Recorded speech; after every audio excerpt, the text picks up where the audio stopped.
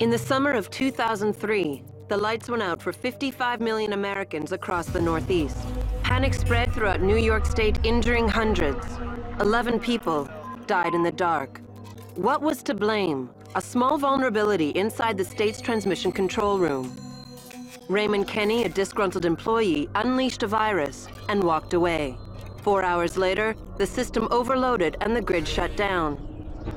10 years on, modern systems have advanced exponentially. 2011 marked the installation of America's first central operating system. CTOS is a computer software that manages entire cities, providing centralized control over subway lines, traffic lights, surveillance cameras, and electricity grids. A computer now controls a major city, but who controls the computer? The answer is private companies that have everything to gain from a CTOS. Personal data collection is the key commodity. You are no longer an individual. You are a data cluster bound to a vast global network. Last year, the average American cast a digital shadow of over 2.3 gigabytes. What does that represent? Of course, there are credit cards, medical records, and reading habits, but a CTOS includes much more. Massive data silos track and sort every moment of your digital life, revealing how you think and what you believe. That information could be turned against you, not just to sell products, but to influence your worldviews. CTOS directly links your personal information to the physical systems you use every day, essentially providing a direct line to your bedroom laptop. Because all data is interconnected, from Nigerian email scams to hardcore pornography, online shopping to emergency services, it's all part of the same network. 10 years ago, one man shut down the entire Northeast from a central control room. Today, everything can be hacked. No one knows what part of the system will be exploited, but everyone agrees the next assault will do more than just turn out the lights.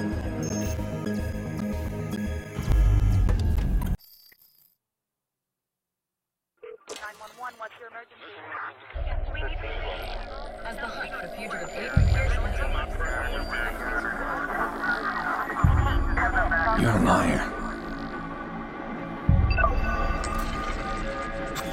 I know the truth.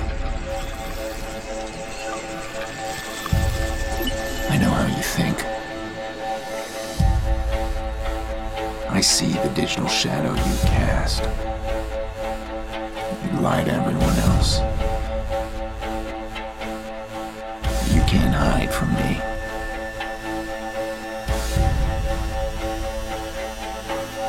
I'm going to find you and expose you to the world.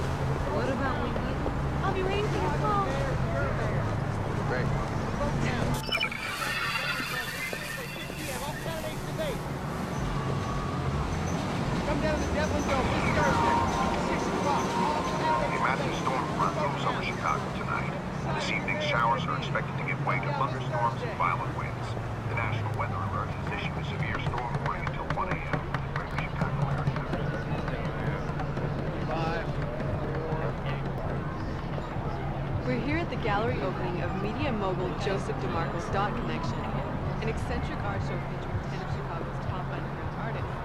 As you can see, the turnout was a roaring success. The show runs throughout the month, but DeMarco has announced another one online. Yeah, you gotta keep them moving. Hello? Hello? Hello? Mary? Fucking thing. Come on. Come on. We're back.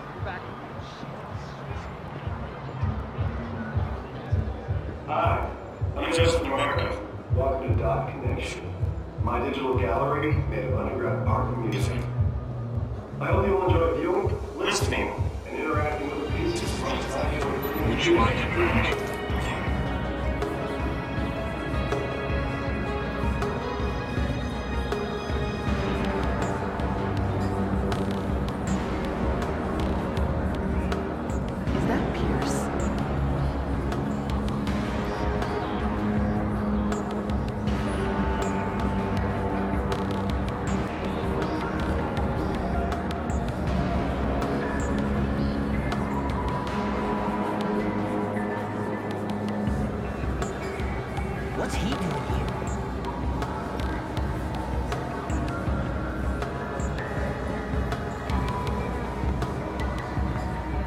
fuck you been? You leave me standing here for 45 minutes in this DeMarco art bullshit charity. I spent all afternoon getting her ready for you. She's oiled, she's loose, she's perfect, just the way you like. You done yet? This is another reason why we don't hang out. No. We don't hang out because we kill each other. See? You, my friend, much like this shit show, have no art, no nuance, no subtlety, and it really irritates the shit out of me sometimes. So why the fuck are you here? Is there a target here? You really want to know? Fuck you. It's DeMarco. DeMarco? Oh, shit. Well, you know what? In that case, consider that a donation. So, you got a plan there, tough guy? Because DeMarco's not even here. You're using yourself as bait. Oh my God, I love it because it's such a horrible idea. Seems to be working to me. I'm gonna make sure DeMarco knows I'm here. I like it. Good hunting.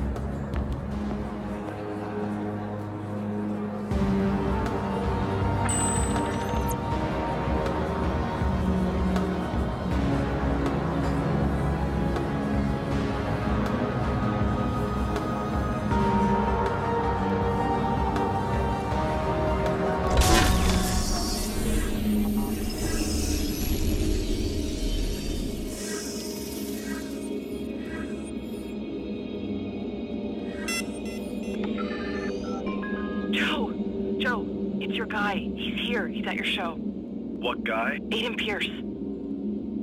I see. He has some balls, doesn't he? You make sure he stays there. I don't want him leaving. I'm driving over now. We'll be there in a minute. I've already got security on it. He's not going anywhere.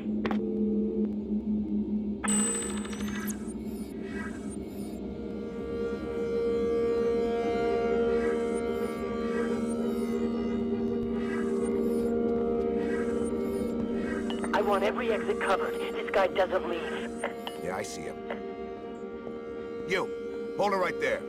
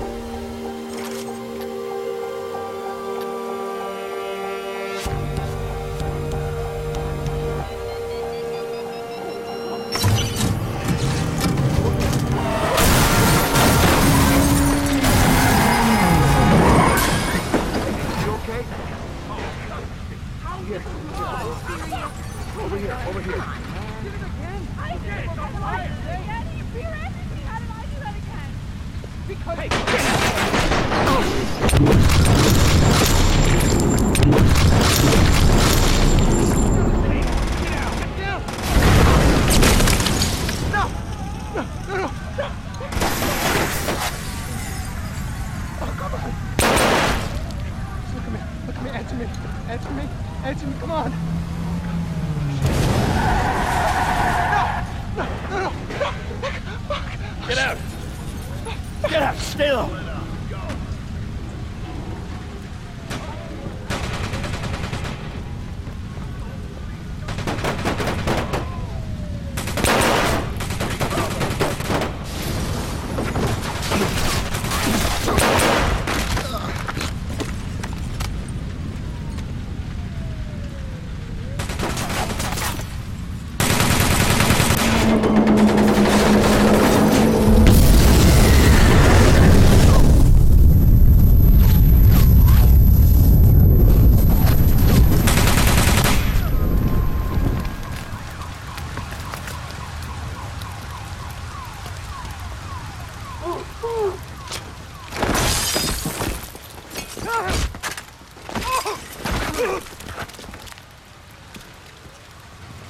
Joseph DeMarco.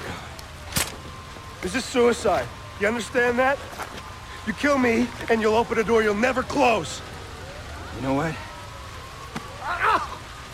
You're gonna deliver a message for me. Yeah, sure. No, no way!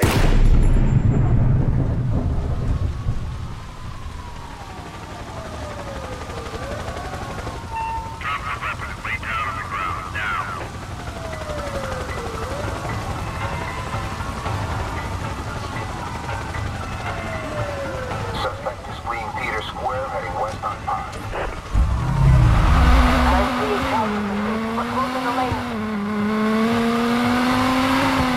Stop!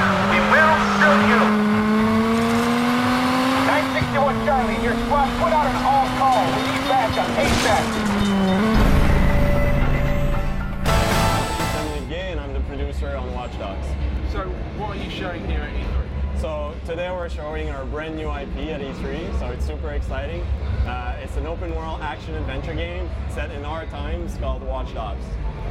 What is Watchdogs? So Watchdogs is a game where you play a man called Aiden Pierce, who comes from some of the toughest neighborhoods in Chicago, and people close to him have been hurt, and he's going to take justice into his own hands to fight a citywide corrupted system. Now, he's a tough guy, so he can use his fist, he can use his gun, but he's also a very smart guy, so he knows that he needs a better weapon. And for him, that weapon is the city itself. He's going to be able to tap into any of the computers in the city, any of the infrastructure of the city, and take control of it. And he's going to be able also to tap into the darkest secrets of all the people living in Chicago in our game, and use those information to achieve his objectives. So tell us about that, the tech that's behind it. Yes. So basically, anything from computers, cell phones, communication array, the smart grid of electricity in our lives, everything's running on computers. So it's technology we know, it's technology we use every day. And Aiden is able, and the player is able, through the game, to grow his ability to manipulate those things. So you saw in the demo, able to hack into the conversation of people on their phone, able to use the surveillance system of the city to see who's around him and what's in their lives and how he can use that information. So you saw how he was able to locate the employee of the man he was seeking because of that, but he can also find a lot of different information he can use. So tell us about the demo. Can you give us a brief overview of what you showed us? Yeah, at the conference we showed a demo that was basically around a mission for Aiden. We played it in a specific way, but we're an open world game, so the player could have done it differently.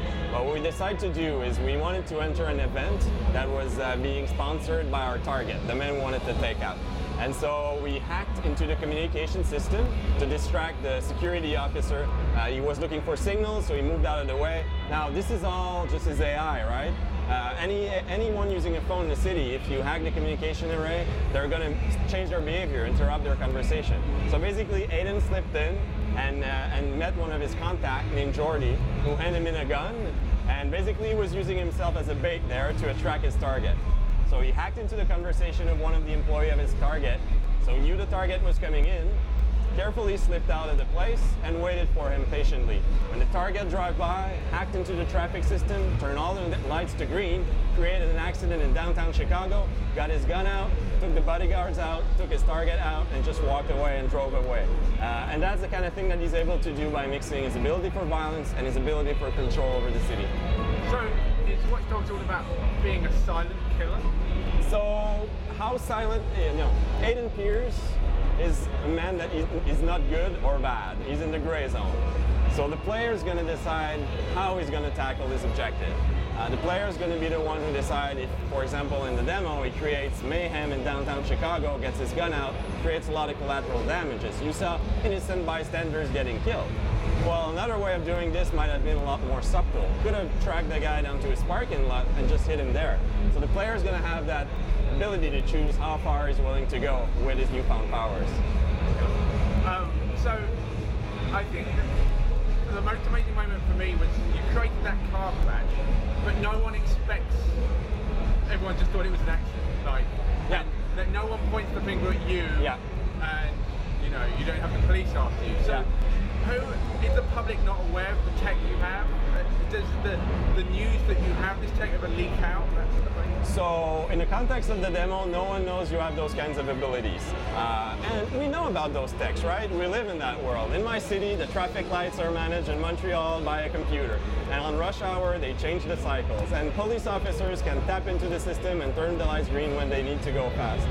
All of those things that we do in the game, we found references in YouTube, and they're actually happening in the real life. So do the media know it's Aiden Pierce doing it? They might discover that at some point, and maybe the player will get a reflection of how the city perceives his action. That's something that you'll have to wait a little bit to get more info on. So, at the end of the demo on stage, a second guy popped up playing the game for about half a minute, and then you kind of no one kind of knew what that meant. Can you tell us anything about that? Yeah, so online is in the DNA of Watchdogs. It's super important to us. I mean, our motto is everything is connected and connection is power. So we couldn't announce our game and not at least tease on online. But it was a tease, I'll be honest. So basically, Jonathan, our creative director, was playing Aiden Pierce at the conference, and I was playing another character who hacked into him, who had his own objectives, and we crossed paths. Basically, two players crossing paths with their own objectives. So hopefully that gives you an idea of where we're going with this. We definitely want to blend in multiplayer, online, and single players in ways that haven't been done before. What inspired you to do that? What games? There are elements of Syndicate in this game, and there are elements of open world and Hitman games, Assassin's Creed. Talk about your inspirations, like why you done it. So obviously a lot of games inspired us. You could go as far as saying that, you know, all the core team are avid gamers, so we're inspired by all the games we played. We're very inspired by Assassin's Creed. It's been our last big new IP at the studio, and a lot of the people on the team also worked on it. And we see a lot of things that that game did in terms of open world that's just fantastic, and that inspired us for sure. We're also inspired by, like I said before, a lot of the things that we're seeing on the news. Like for example, in Chicago, there's over 10,000 cameras, security cameras, pointed at the population. Some of them can track you from a camera to a camera, and they can read what's written on a piece of paper. No one worries about that. It's fine, right? But those are great inspiration when you have a game like ours with our teams. So would you say that you're an incredibly cynical group? No, we're not a cynical group. We don't judge technology, right? And we don't say it's good or it's bad. It's what you make of it, right? And in our game, the player's going to decide how far he's willing to go with his new powers. So the powers. Yeah. Do you give the player all of them to play with? No, not at the beginning. So the player is going to grow his ability. Basically, Aiden Pierce is obsessed with surveillance, monitoring, and protection because of what happened in his past. And he's going to basically start exploding that obsession, becoming more and more powerful at surveillance and control. And the player is going to be the one building that ability throughout the game, and he's going to choose the way he wants to grow that ability and the types of controls that he needs most over the city. Is there anyone else with the same powers as our main character? Sorry? Is there anyone else who has the same powers? I mean, it's a good question to ask. Is Aiden Pierce the only man in the world of Watchdogs that can do those things? And that will be answered in the game. So, you brought it out on stage and you announced that you were working on new tech. This is something new. What did you mean by that? Well, I mean, we're building a new IP. For us, there's 3 ingredients that are required to achieve that. That's what we did with Splinter Cell in Montreal. That's what we did with Assassin's Creed. The first thing is you need a talented team. Good, we got that. Really good team. We need time. We've had that, right? We've been working on this for over 2 years, and we're not shipping this year for sure. So we have a lot of time, and we're able to put a lot of details in the game. The third thing you need is awesome tech, a great engine. Because when you build a new IP, you want to bring a new experience. If you're just making the same thing everybody else is doing, what's the point, right? So to create a new type of experience, your designers need new tools, new engine, and we did just that. We basically have a very strong engineering team, and we built a new engine to give the designers new abilities, new things that they could do. And that's how we can have so much detail and so much density in our Chicago. And definitely, we're going to be supporting multiple platforms when we come out, and that's really exciting. So tell us about the city. Is it based on Chicago? Yeah, it's so the city the game is set into is very heavily inspired by Chicago. It is Chicago. Obviously, we're not creating a model of it. We're giving ourselves liberties. But for people who know Chicago, it's very, very similar. So I visited Chicago. There's nice areas and there's bad areas. Yeah. So do you work with that? Like, are there more dangerous places that you find different characters in? Yeah, and it's interesting to see how in a city like Chicago that has a lot of different districts and a lot of variety in it, how even, obviously the people are different in each neighborhood, and in our game you get to know a lot about those people. They have lives, right? They're real people, and you also have different ways of controlling the city if you're in a poor neighborhood or if you're in the middle of the loop like we did at the conference, where there's a lot of things that you can control. So those things will influence the way the player plays. It will also influence the type of people he's meeting and what information he can dig on the people around him. I thought there was an amazing moment of story narrative when you searched through the room and you found the information about. And the one that struck me was that one of the person was HIV positive. Yeah. Are you? How does the narrative fit in with immersing the player in the world? So when you use your ability to monitor people and profile them, you know a lot about their lives. And we let the player choose what he wants to do with that information. So not everybody has dark secrets about them, but some have. And some you may decide to act upon, others you might just not care about, and others will give you clear opportunities for, side missions or your personal objective. So we have all of that. We have all of that covered. Some of those information may trigger side missions. You might say, oh, this guy is interesting, and that might open up a different route for you to explore the city. And you might also decide that this guy, because he's been convicted of something specific, you as a player want to do something about it. Well, that's your call. Right? We're not passing judgment, but the city and the media will pass judgment on the types of action that you take. Cool. Finally then, your expected release date and what platform? We're definitely not shipping this year, that's for sure. And when we do ship, we'll support multiple platforms. Repeat, come in from